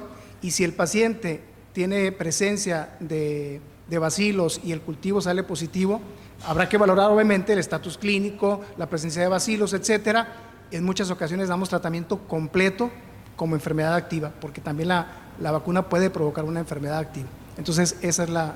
Pero generalmente damos 9 meses como lo marcan los cánones a nivel internacional. Tuberculosis ganglionar son cuando menos 9 meses. ¿Alguien más? Sí, buenas noches. Ya se comentó hace un momento que la forma correcta de aplicar la vacuna es la vía intradérmica. Pero existe una correlación entre la inmunogenicidad que se despierta o que se obtiene cuando se aplica en el sitio adecuado o cuando no. Sí, sí existe correlación, pero más que la respuesta inmunológica, cuando tú haces una aplicación inadecuada, que habitualmente cuando es inadecuada es más profunda, es decir, es subcutánea o inclusive a veces llega a ser más profunda, intramuscular, entonces corremos el riesgo de que haya una diseminación linfohematógena de la bacteria y eso pudiera ocasionar tuberculosis secundaria a la vacuna. Y luego ya tendríamos que hablar de factores de riesgo propios del paciente para ver cómo se iba a manifestar esa tuberculosis, pero va más en relación a si va a tener un efecto secundario como provocar una tuberculosis secundaria directamente relacionado con la aplicación, es decir, entre más profunda es más riesgoso. Sí, es nada más complementando, correcto lo que dice la doctora, pero sí es importante comentar que tiene que ver también en relación con aquellos pacientes que tienen alguna alteración de tipo inmunológica, sobre todo problemas de inmunodeficiencia primaria o secundaria. En una serie que nosotros hicimos en pacientes con meningitis, 30% de estos pacientes fueron vacunados con BCG y sin embargo presentaron la enfermedad, pero definitivamente aquí lo que da la posibilidad de presentar síntomas es la proliferación que tiene, sobre todo por la red tan importante que tenemos linfática a ese nivel, y la aplicación muy frecuentemente, hemos visto niños que casi se la ponen en la yugular, en esta zona. Y nada más complementar también diciendo que hay que olvidarnos por favor del término BCGitis, no existe ese término, es hablar de efectos temporalmente asociados a la vacuna o de BCGosis, que es la enfermedad sistémica secundaria a la aplicación de la vacuna. Sí. ¿Qué disponibilidad tiene en el sector salud aquí en Nuevo León del PPD? ¿Y si es de 2 o de 4 unidades? No lo escuché, doctor. ¿Qué disponibilidad tiene el PPD? Ajá. ¿Disponen de él? Sí, sí hay PPD disponible en las unidades. En el hospital cuando menos tenemos suficiente. De hecho, lo que ocurre es que no lo usamos suficiente y se nos queda el PPD porque se nos olvida que para hacer el diagnóstico tendríamos que utilizar todas las herramientas diagnósticas. Por alguna razón lo usamos poco y sí lo tenemos disponible. Gracias. ¿Alguien más? Sí, una última pregunta por internet. La doctora Jesús Gómez Morenos. ¿A partir de qué edad es seguro utilizar corticosteroides intranasales en niños? Usualmente los medicamentos corticoides intranasales están aprobados a partir de los 6 años de edad. Algunas sales particulares están aprobadas a partir de los 2 años de edad, pero la gran mayoría de los preparados comerciales disponibles están recomendados a partir de los 6 años. No porque se relacionen con efectos considerables. Algunos de ellos tienen cierto riesgo de presentar un retraso en el crecimiento, sobre todo cuando se utilizan de una manera diferente al prescrito o por periodos demasiado prolongados, pero depende mucho de la sal de la que estemos hablando. En general, el punto para inicio de un corticoide intranasal son 6 años. ¿Otra pregunta? Nada más complementar la pregunta que sea el doctor de la prueba de tuberculina. En las reuniones nacionales que tenemos, doctor, de líderes clínicos de tuberculosis, la gente del sureste se queja que no hay PPD. Eso es frecuente que en el sureste del país no lo haya. En México el único laboratorio que está actualmente distribuyendo y no es comercial, pero hay que decirlo, es Sanofi. Sin embargo, Sanofi hace una producción muy limitada, básicamente para las entidades privadas del país que utilizan más este tipo de biológico. Entonces, es el de 2 unidades, que es el equivalente al estándar, que es de 5 unidades. Es el RT23 el que se utiliza en México. Sí, Sí. la vacuna, la prueba de tuberculina aún se toma en cuenta aún en pacientes vesijizados.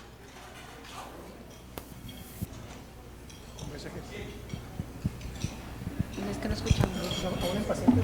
Vesijizados, que si se toma en cuenta la tuberculina en pacientes con Sí. En pacientes vesijizados, doctor. Sí, la utilidad de la prueba de tuberculina es útil aún en pacientes vesijizados. Inclusive hay la cierta medida. Si un paciente tiene más de 15 milímetros, difícilmente tú puedes inferir que esa medición de la prueba de tuberculina sea por la BCG. Lo que vemos actualmente en nuestros pacientes con tuberculosis es que el paciente está llegando con 20, 25 milímetros, 30 milímetros, es decir, pruebas de tuberculina francamente reactivas. Entonces, sigue siendo útil aún en pacientes vesijizados. Por otro lado, también es conveniente mencionar, aunque es más costosa la prueba, tanto QuantiFERON Gold como QuantiFERON INTUB o T-Spot, que miden el interferón gamma, esa es una de las ventajas que tiene este estudio, que no influye la BCG en el resultado. Es un poco más específico, y no digo completamente específico porque también tiene reacción cruzada a Mycobacterium cansae, Suglei, Marinum, pero disminuye el rango de cepas, que son 9 cepas las que generalmente integran el complejo tuberculosis. Entonces, si tenemos el antecedente de que es un paciente que ya tiene BCG, es conveniente sugerirle a la familia que se le aplique estas pruebas que se conocen como IGRAS, que miden interferón gamma, y eso nos da una mejor valía para la interpretación de estos pacientes. ¿Alguien más? Sí.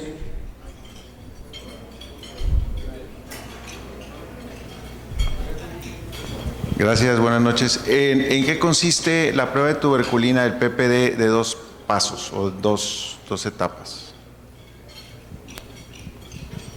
Bueno, no sé si se refiere hay 3 tipos de pruebas de tuberculina, una que es la de 2 unidades equivalente a la de 5, hay una que es de 250 unidades y otra que es de 1 unidad. Estas se utilizan en aquellos pacientes que no tienen que se sospecha fehacientemente, la de 250, o en el que sospechamos que puede hacer una reacción de tipo alérgica más importante. Y la otra, no sé si a eso se refiere, doctor, se utiliza la prueba de tuberculina con testigo. La prueba de tuberculina se aplica por norma en el antebrazo del lado izquierdo, y el testigo se puede aplicar del lado derecho. Y esto se hace para evaluar la anergia inmunológica que pueda tener o no el paciente, o lo contrario, la sinergia inmunológica que tenga el paciente.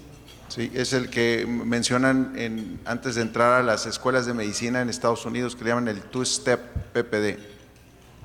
Bueno, en ese sentido hay que recordar que el estudio más grande lo hicieron en México y en Brasil, en estudiantes de medicina, y al primer semestre de medicina, alrededor del 4% de los alumnos presentaron reactividad a la prueba de tuberculina. Luego se repite en la población que había sido negativa y la aplican en las materias clínicas ya en el 6º semestre o 3er año, y más del 50% de los alumnos que inicialmente no fueron reactores hicieron ya reactividad y pues definitivamente todo personal de salud que inicia actividades en una unidad médica que va a tener contacto con X número de pacientes, debe de aplicarse una prueba de tuberculina. Algunos compañeros médicos, enfermeras, etcétera, a su servidor le han comentado, bueno, ¿de qué me sirve que me la haga y de qué me sirve tratarme si de cualquier manera voy a seguir en contacto con el paciente con tuberculosis? Hay que recordar que hay estudios que nos mencionan la posibilidad de protección en el paciente que tuvo enfermedad activa y que sea tratamiento completo de por vida la protección contra la cepa que afectó al paciente. Y en el paciente que se utilizó la quimioprofilaxis, se habla más o menos de unos 20 años de protección. Entonces, pues, si va a seguir en contacto de aquí que vuelva a tener la posibilidad de una reactivación de la enfermedad, pues ya va a estar jubilándose ese personal de salud. Sí. Sí, buenas noches. Quería, si hay alguna asociación de aplicación de vacuna de tuberculosis con desarrollo posterior de enfermedad de Kawasaki. No, doctor, hay más bien como parte de los criterios diagnósticos para Kawasaki o de las características, no criterio diagnóstico, sí hay un realce en la cicatriz de BCG en los pacientes con Kawasaki, pero no es como un criterio diagnóstico todavía. ¿Alguien más? Una pregunta, doctora Becerra. Usted ha presentado la estadística de Hospital Metropolitano, pero me gustaría saber, clase media, media alta, donde muchas veces hay renuencia a la BCG por la cicatriz OX, que piensan que a ese nivel no hay tuberculosis, olvidándose que tienen trabajadoras domésticas que vienen de áreas de la Huasteca Potosina, que sabemos que hay mucha TB. ¿Qué sabemos de casos a nivel de hospitales privados? Más o menos, ¿qué porcentaje? De hecho, la estadística que presenté del Estado es todo el Estado, ¿verdad? Incluyendo el Hospital Metropolitano, que es de los Servicios de Salud de Nuevo León. Sin embargo, lo que vemos en los hospitales privados que tienen una unidad de vigilancia epidemiológica establecida, que casi todos los hospitales grandes ya la tienen, esos casos están notificados. Por ejemplo, recientemente, estoy hablando de hace menos de 15 días, tuvimos un caso en un hospital privado de un niño de 2 años que ingresa con fiebre de 2 semanas y hacemos todo el estudio diagnóstico y lo que encontramos son adenopatías mediastinales. El antecedente epidemiológico del tío con tuberculosis y VIH, y entonces eso es suficiente para fundamentar tu estudio, tu diagnóstico de tuberculosis. Lo que más vemos en el medio privado fuera del hospital, es decir, en el consultorio, es la tuberculosis ganglionar. Y muchas veces esto se queda subregistrado porque no existe un mecanismo fácil para el médico de consultorio para hacer el registro y la notificación de la tuberculosis. Entonces, sí existe tuberculosis en el medio privado, generalmente está subregistrado, la más frecuente en el medio ambulatorio es tuberculosis ganglionar y cuando estamos viendo pacientes hospitalizados habitualmente es tuberculosis pulmonar. Muy bien, gracias doctora. Le damos las gracias a los 3 ponentes por sus charlas, un aplauso para ellos.